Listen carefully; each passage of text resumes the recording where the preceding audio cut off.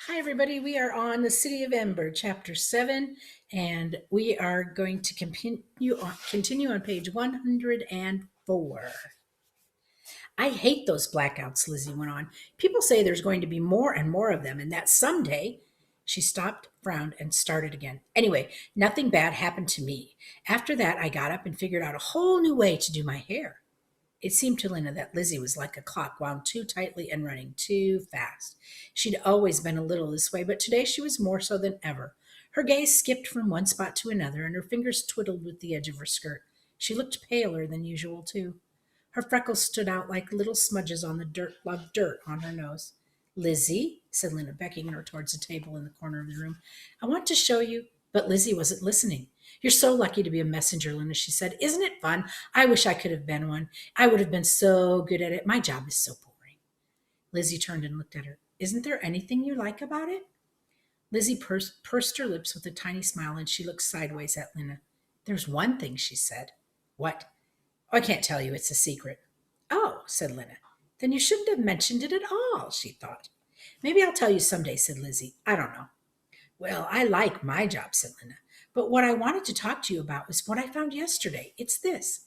She lifted the box away and took up the piece of paper covering the patched together document. Lizzie gave it a quick look. Is it a message someone gave you that got torn up? No, it was in our closet. Poppy was chewing on it. That's why it's torn up. But look at the writing on it. Isn't it strange?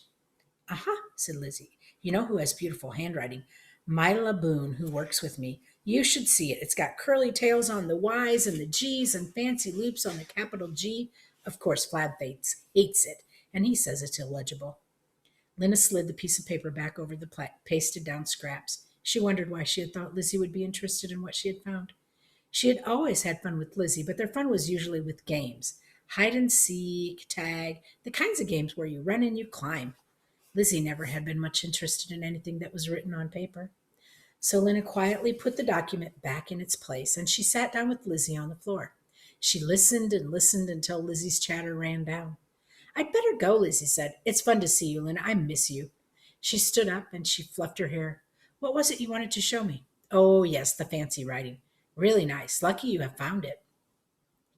Come and see me again soon, all right? I get so bored in that office. Lena made beet soup for dinner that night, and Poppy spilled hers and made a red lake on the table. Granny stared into her bowl, stirring and stirring the soup with her spoon, but she didn't eat. She didn't feel quite right, she told Lena, and after a while she wandered off to bed. Lena cleaned up the kitchen quickly. As soon as her chores were out of the way, she could get back to studying her document. She washed Poppy's clothes. She sewed the buttons that had come off of her messenger jacket, and she picked up the rags and the sacks of boxes and bags that Granny had tossed out of the closet. And by the time she had done all of this and put Poppy to bed, she still had almost half an hour to study the fragments of paper. She sat down at her desk and uncovered the document. With her elbows on either side of it and her chin resting in her hands, she pored over it. Though Lizzie and Captain Fleary had paid no attention, Lena still thought this torn up paper must be important. Right else would it have been in such a cleverly fastened box?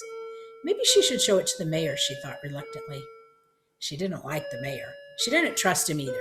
But if this document was important to the future of the city, he was the one who should know about it. Of course, she couldn't ask the mayor to come to her house. She pictured him puffing up the stairs and squeezing through the doors, looking disapprovingly at the clutter in their house, recoiling from Poppy's sticky hands. No, it wouldn't do. But she didn't want to take her carefully patched together document to the gathering hall either. It was just too fragile. The best thing to do, she decided, was to write the mayor a note. She settled down to do this. She found a fairly unspoiled half piece of paper, and using a plain pencil, she wasn't going to waste her colored ones on the mayor, she wrote, Dear Mayor Cole, I have discovered a document that was in a closet. It is instructions for something. I believe it is important because it is written in very old printing. Unfortunately, it got chewed up by my sister, so it is not all there. But you can still read some bits of it, such as marked with E, find door of bow, small steel pan. I will show you this document if you want to see it. Sincerely yours, Lena Mayfleet, Messenger, 34 Quillam Square. She folded the note in half and wrote Mayor Cole on the front. On her way to work the next morning, she took it to the gathering hall. No one was sitting at the guard's desk, so Lena left the note there.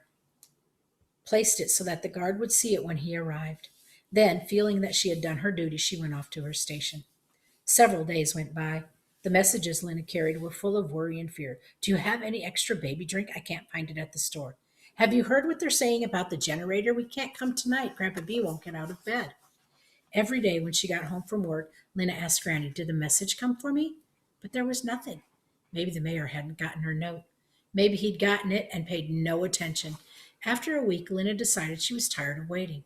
If the mayor wasn't interested in what she'd find, too bad for him. She was interested. She would figure it out herself.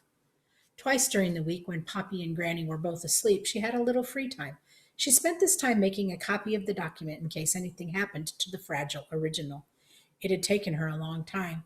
She used one of her few remaining pieces of paper, an old label slightly torn from a can of peas. The copy was as accurate as she could make it, with the missing bits between the letters carefully indicated as dashes. She had tucked it under the mattress of her bed for safekeeping. Now she finally had a whole free evening. Poppy and Granny were both asleep and the apartment was tidy. Lena sat down at her table and uncovered the patched together document. She tied back her hair so it wouldn't keep falling in her face, and she put a piece of paper next to her, blank, except for a little bit of Poppy scribbling to write down what she decoded. She started with the title. The first word she'd already figured out. It had to be instructions. The next word could be for, and then came egress. She wasn't sure about that. Maybe it was someone's name. Egressman, Egriston, instructions for Egriston. She decided to call it the instructions for short. She went on to the first line. This off doc probably meant this official document. Maybe secure meant secure or security. Then there were the word period and ears and city, but after that, so much was missing. She studied the line next to the number 1, X. That could be expect or expert and so many other things. She moved on to riv. That might be part of a word like drive or strive. What could ip or orc possibly be? They were so close together. Maybe they were part of one word. What ended with ip? Whip, Lena thought. Trip, slip. What ended with orc? Fork came to mind. Immediately, trip fork, slip fork. Nothing she could think of made sense. Maybe it wasn't fork. What else ended in orc?